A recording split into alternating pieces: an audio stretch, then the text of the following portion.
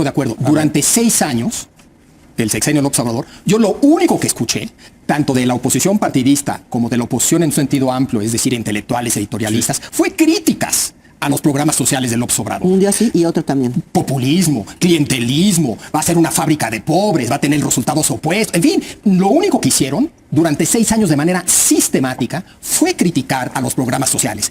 Llega la elección de 2024 y de repente Xóchitl dice: no se vale usar esto electoralmente. Pues ¿qué has estado haciendo tu oposición durante 6 años? Usándolo electoralmente. Y no solamente eso.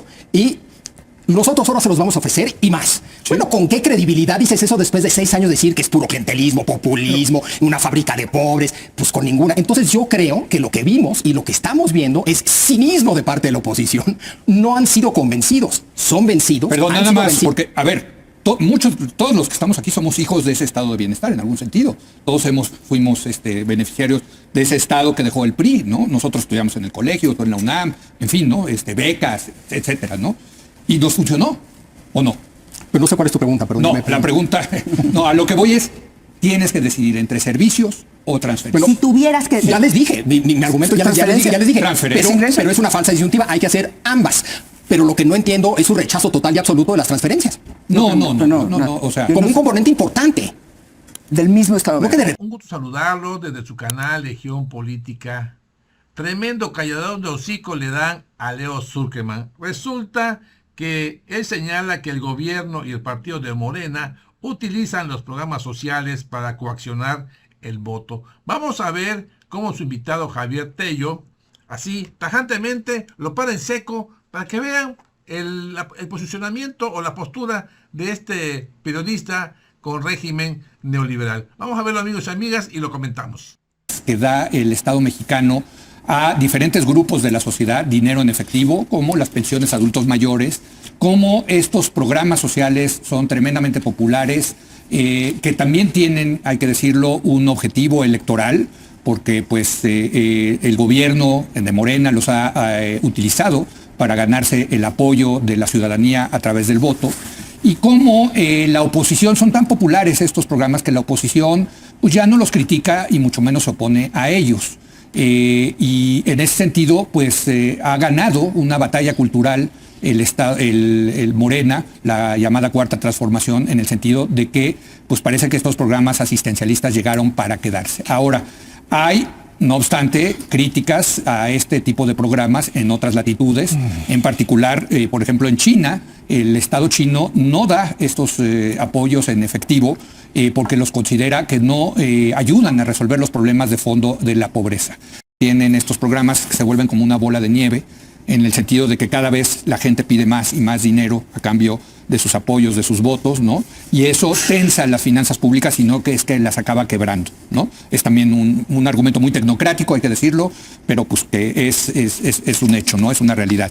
¿Tú estás a favor de este Estado asistencialista?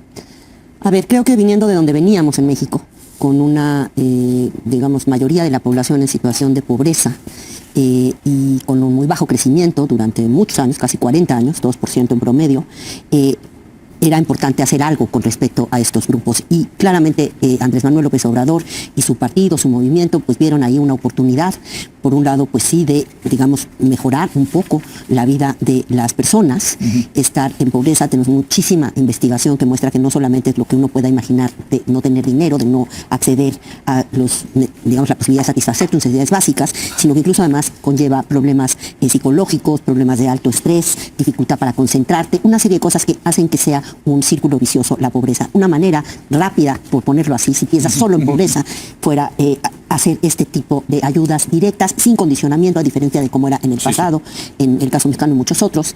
El problema es efectivamente que tú, como bien apuntas ahora y en tu artículo del día de hoy en el periódico, no solamente se ha vuelto generalizado el apoyo a estos tipos de programas, incluso por parte de la oposición, sino que, por otro lado, también plantean ciertas preguntas que vale la pena discutir, que me hicieron acordar de un texto pues clásico de Octavio Paz, El logro filantrópico, ¿no? Que era muy en ese mismo sentido, de cómo él hablaba del régimen priista clásico, del viejo PRI, ¿sí? Que se mantuvo en el poder durante muchísimos años, y él argumentaba que una parte importante para entender esa permanencia del PRI en el poder tenía que ver con el carácter esto de ogro filantrópico, por lo que entendía un Estado que era autoritario, sí, pero que era también dadivoso, y que decía el foco de la crítica de Octavio Paz tenía que ver con que esto generaba dependencia. Sí.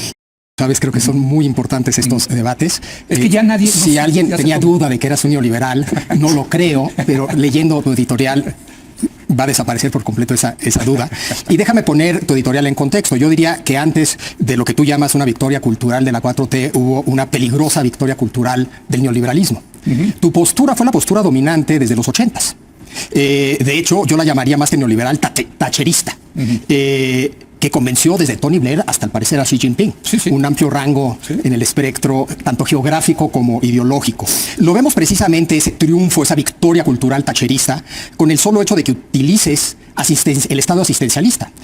La traducción en inglés es inevitable, que es el estado de bienestar.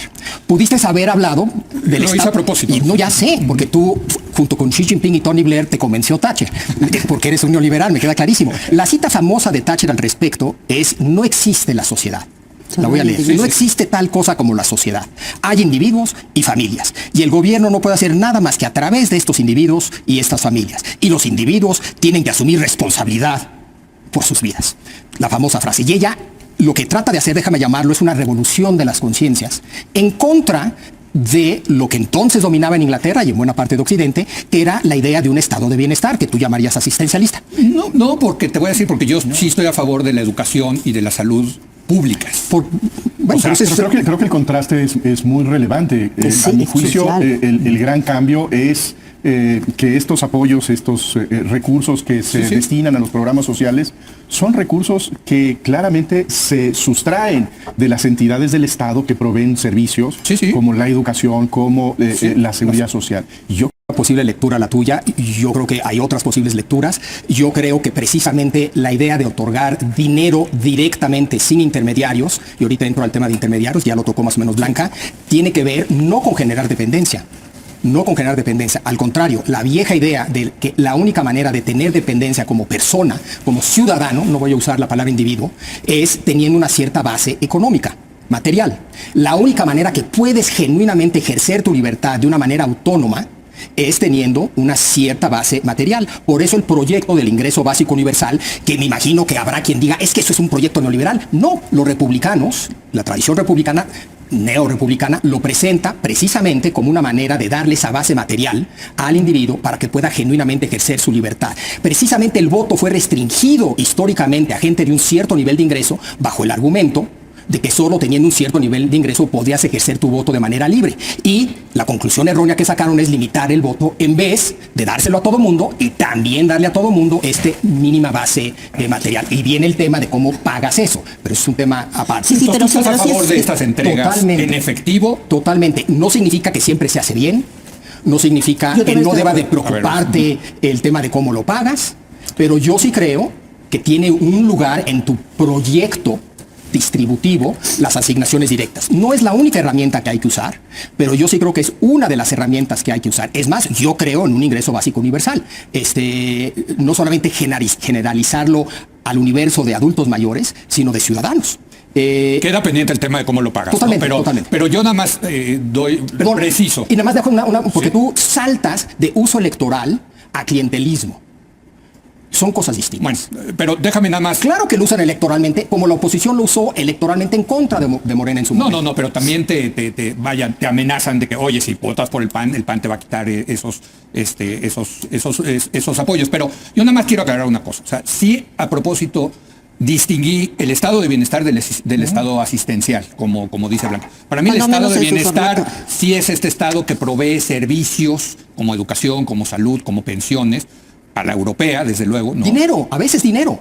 A veces te quedas desempleado, ¿qué te da el estado de bienestar? Pero eso lo financia el mismo trabajador con un seguro de desempleo. Acá son transferencias de dinero en efectivo porque eres adulto mayor, porque eres becario. ¿Vences esta idea que es una victoria cultural por parte de la 4T? No. Yo creo que en parte sí, pero... O sea, nadie se atreve a... Mucho menor de lo que parece. A ponerse. Yo no estoy de acuerdo. Durante 6 años del sexenio López Obrador, yo lo único que escuché, tanto de la oposición partidista como de la oposición en sentido amplio, es decir, intelectuales, editorialistas, fue críticas a los programas sociales del López Obrador. Un día sí y otro también. Populismo, clientelismo, va a ser una fábrica de pobres, va a tener resultados opuestos. En fin, lo único que hicieron durante 6 años de manera sistemática fue criticar a los programas sociales. Llega la elección de 2024 y de repente Xóchitl dice: no se vale usar esto electoralmente. Pues, ¿qué has estado haciendo tu oposición durante 6 años? Usándolo electoralmente. Y no solamente eso. Y nosotros ahora se los vamos a ofrecer y más. Sí. Bueno, ¿con qué credibilidad dices eso después de 6 años decir que es puro clientelismo, populismo, una fábrica de pobres? Pues con ninguna. Entonces yo creo que lo que vimos y lo que estamos viendo es cinismo de parte de la oposición. No han sido convencidos. Son vencidos. Perdón, nada más un punto pero no están que creo que en términos de la oposición partidista es importante, es que cuando se metieron en la Constitución estos programas, no tenían los votos López Obrador en el Congreso y pasaron por unanimidad. O sea, todos los partidos votaron a favor. Creo que esa victoria no es señal de coherencia, no convencidos. No es una señal de pragmatismo político pero es esa idea de que estas son las nuevas reglas, que es impensable un horizonte distinto. Eso lo hace una victoria cultural. Yo creo que sí. Ahora, pero el punto, perdón, no sé. No destruye y que apuesta a la incidencia social a través de las transferencias sociales y sin estructuras de Estado. ¿Cómo estaba el país antes de que llegara Morena? Esos servicios se prestaban de forma muy precaria. La educación tenía un montón de problemas, el drenaje, el agua, la basura. O sea, no es cierto que fue...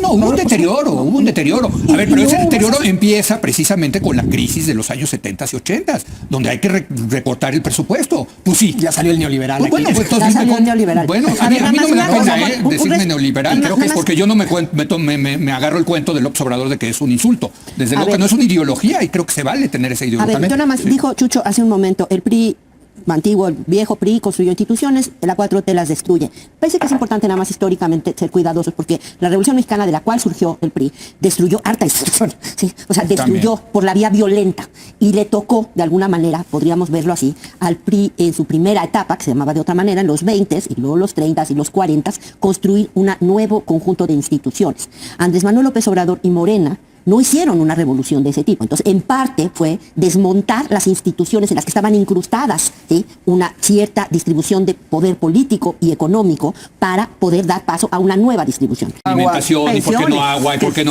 Todo el mundo quiere todos y en un mundo, en una utopía, todo el mundo. Pero la realidad es que tienes que escoger, sobre todo por la restricción presupuestal que tienes. Y ahí, entonces, entra emergencia y entonces pongo mis recursos en transferencias, o le sigo apostando a la creación y al mediano y largo plazo de instituciones que igualen las oportunidades. Porque, a ver, todos los que estamos aquí somos hijos de ese estado de bienestar, en algún sentido. Todos fuimos beneficiarios de ese estado que dejó el PRI, ¿no? Nosotros estudiamos en el colegio, en la UNAM, en fin, ¿no? Becas, etcétera, ¿no? Y nos funcionó, ¿o no? Pero no sé cuál es tu pregunta, pero no, la pregunta, no, a lo que voy es, tienes que decidir entre servicios o transferencias. Bueno, si tuvieras que... Ya les dije, mi argumento ya les dije. Pero es una falsa disyuntiva, hay que hacer ambas. Pero lo que no entiendo es su rechazo total y absoluto de las transferencias. No, o sea... Como un componente importante. Del mismo Estado. No que de repente, ¿no? Importante al grado... Y si quieren un día hablamos... Pero a ver, es un componente importante, pero regresamos a México. En México es el componente, quizá el único al que le ha apostado la 4T. Y además me pregunto... Ahí lo tienen, amigos. La postura de Leo Zuckerman sencillamente dice que los programas sociales que implementó el expresidente Andrés Manuel López Obrador y que siga con el segundo piso de la cuarta transformación, son programas que solamente consolidan una base de votantes, o sea, el clientelismo. ¿Ustedes qué piensan, amigos y amigas? Ahí está la información. Mándenme sus comentarios, yo aquí lo leo y también agradezco su poderoso like. Compartan la nota y los invito a se suscriban a su canal Legión Política. Soy su amigo Francis. Nos vemos pronto.